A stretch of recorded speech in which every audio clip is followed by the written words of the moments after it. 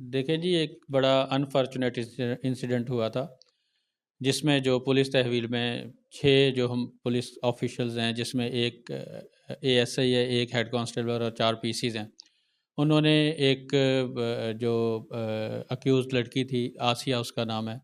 ذات کی وہ کھوسو ہے، اس کے ساتھ زیادتی کی۔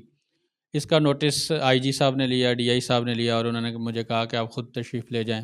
اور اس کے ساتھ ساتھ جو لوکل نوٹیبلز ہیں وہ بھی رابطے میں تھے۔ تو آج میں نے انکوائری اس کی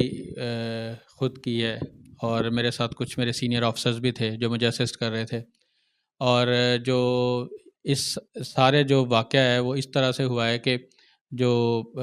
جہاں پہ یہ جو لیڈیز کو رکھا گیا تھا، وہ ایک سسپیکٹ تھیں ایک مرڈر کیس میں۔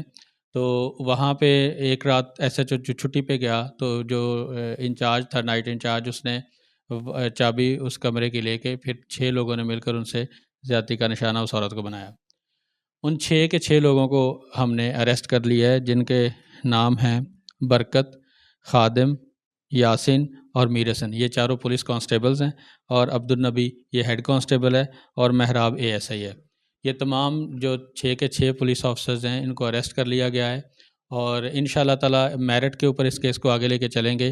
کسی قسم کی کوئی رعایت نہیں دی جائے گی۔ 100% جنہوں نے وہ گناہ کیا ہے ان کو انشاءاللہ تعالی قانون واقعی سزا دی جائے گی، اور ہر طرح سے ممکن کوشش کی جائے گی کہ کیس کے تمام تقاضوں کو پورا کیا جائے، اور اس کیس کو ایک مثال بنا دیا جائے کہ آئندہ کوئی بھی پولیس افسر یا کوئی بھی سرکاری جو افسر ہے وہ اس طرح کی حرکت نہ کر سکے۔ انشاءاللہ تعالی مجھے امید ہے کہ جو اب جو کھوسو برادری ہے، جنہوں نے کافی بڑے لیول پر اس مسئلے کو اٹھایا بھی، اور جس کا فائدہ یقیناً یہ ہوا کہ بعد جو آئی جی صاحب، ڈی آئی صاحب اور ہم نے خود آ کے، جیسا کہ آپ نے دیکھا کہ میں آپ کے ساتھ ہوں، 5-6 گھنٹوں سے